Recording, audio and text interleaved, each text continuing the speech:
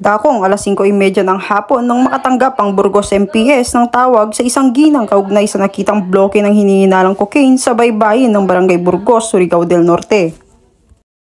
Ayon kay Police Lieutenant Saison C. Cañete, officer in charge ng Burgos MPS, kinilala ang tumawag na si Feby Silisana, ina ni J. Mark, 17 taong gulang, na siyang nagbigay alam kasama ang tatlo nitong kaibigan na si Johnny D., Jimmy at Rodel, na pawang mga residente ng Purok Jimelina, Barangay Poblacion 2, Burgos, Surigao del Norte, na may natagpo ang isang bloke ng hinihinalang cocaine sa baybayin ng Barangay Bitaog.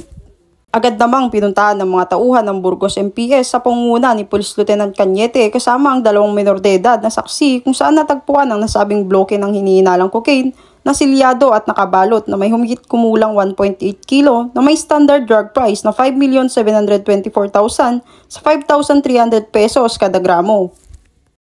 Nasa kustodiya na ngayon ng Burgos MPS ang nasabing droga na may markang 03-8-24-A na isa sa ilalim sa turnover sa PNP Crime Laboratory para sa pagsusuri at tamang disposisyon.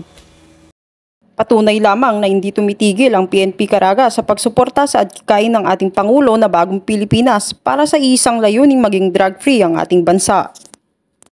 Mula dito sa Police Regional Office 13, ako ang iyong PNN Correspondent, Patrolwoman Karen E. Malilin, alagad ng batas, taga-taguyod ng Balitang Pulis.